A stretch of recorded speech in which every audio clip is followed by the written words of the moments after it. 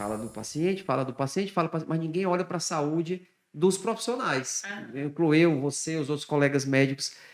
Fala-se demais em burnout. Ok, o que que é o burnout? Burnout é o esgotamento profissional por sobrecarga de estresse. Ela existe em todas as áreas. Na nossa área, ela também existe, mas o nosso, nós vamos especificar, nós vamos tentar colocar para vocês quais são os nossos maiores problemas. Porque do lado de cá, existe uma pessoa que está recebendo pressão constante. Pressão dos pacientes, pressão por resultado, pressão fora da família que não está em casa porque trabalha muito, entendeu? Pressão da gente mesmo, porque a gente tem que se manter adequado, tem que se manter no peso, tem que se manter muito esteticamente.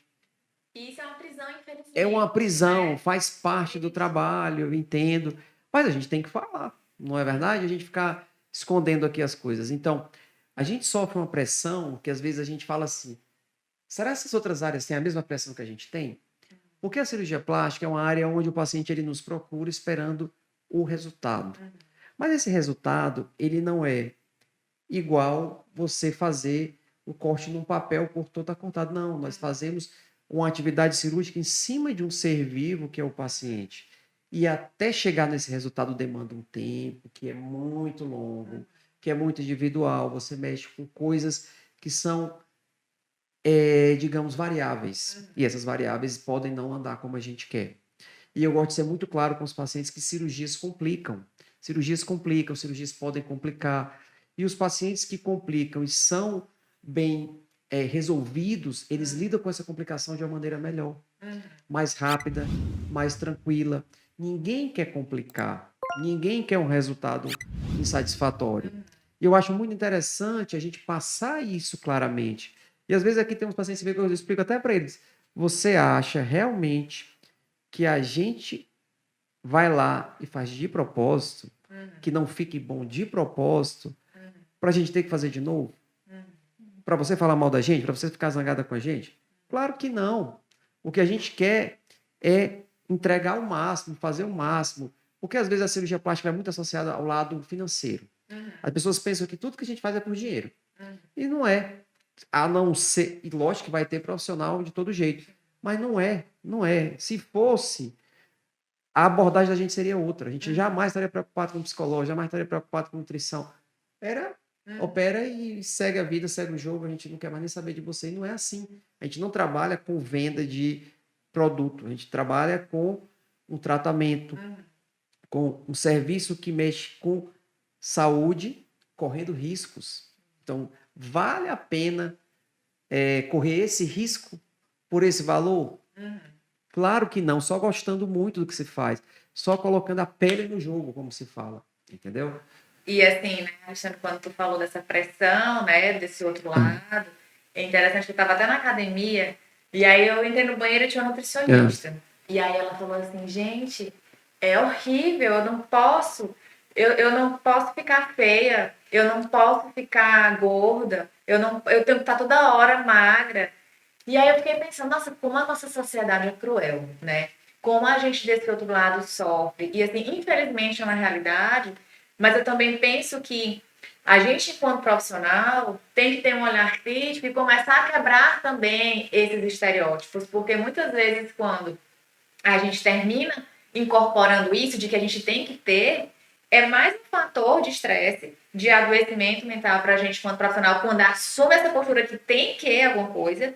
E a nossa competência não tem nada diz respeito à nossa aparência, né? Mas infelizmente as pessoas veem na gente um reflexo, elas procuram a gente pela estética, né?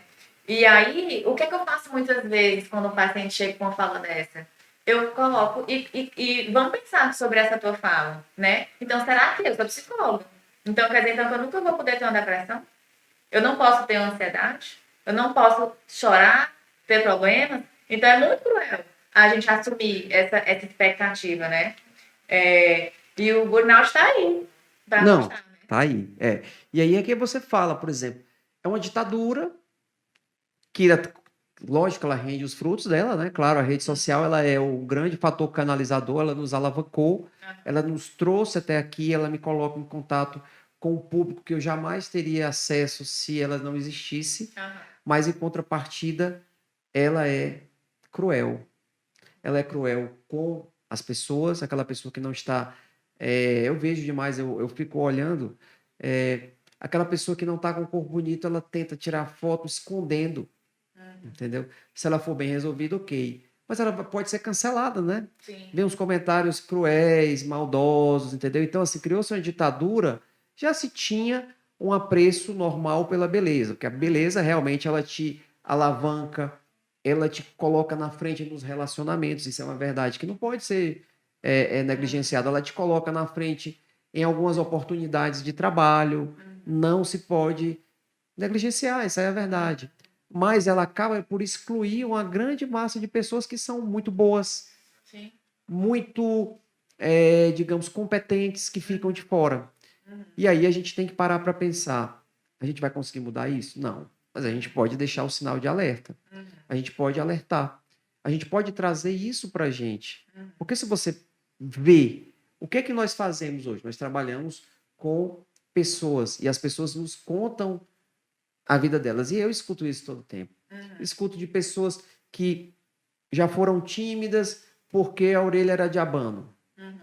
Não, gente, a orelha de abano, será que é por causa disso mesmo que você não progredia, você não evoluía?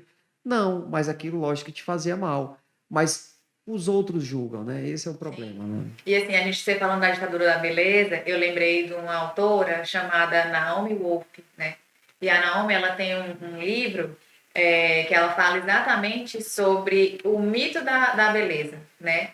E ela traz um contexto, assim, muito bacana, e ele é uma das referências, assim, quem trabalha com essa questão de emagrecimento, de estética, que é falando o quanto essa ditadura da beleza, né, ela aprisiona. E aí ela fala assim que nós, mulheres, já conseguimos superar a questão do voto, do mercado de trabalho, né, mas o machismo, o capitalismo, com a beleza, conseguiu nos aprisionar.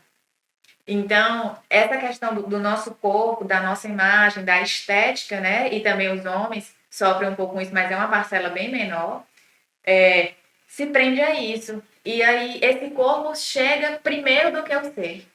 O corpo chega, a imagem chega primeiro do que o indivíduo e suas potencialidades. E na terapia, a gente trabalha sim essa pessoa que quer melhorar a imagem. Trabalha sim, quer fazer uma cirurgia plástica, vamos fazer, quer emagrecer, vamos fazer. Mas vamos resgatar a pessoa que está dentro desse corpo. Vamos trabalhar as tuas qualidades, a pessoa que você é. Porque é isso que vai manter, aí quando você fala dessa pessoa que é bem resolvida, né? Essa pessoa que lida melhor com as coisas, é porque ela sabe do potencial dela. Mas a gente está o tempo inteiro numa sociedade que massacra. Que massacre. Que machuca, né? E aí a gente vê os consultórios cheios, né? As pessoas cada vez mais tendo esse corpo, essa imagem como uma válvula de escape, de talvez de associada a bem-estar, a saúde, a status, né? A ter um certo destaque na sociedade. Mas, na verdade, o que nutre isso a longo prazo é a pessoa ter consciência da capacidade que ela tem enquanto ser humano.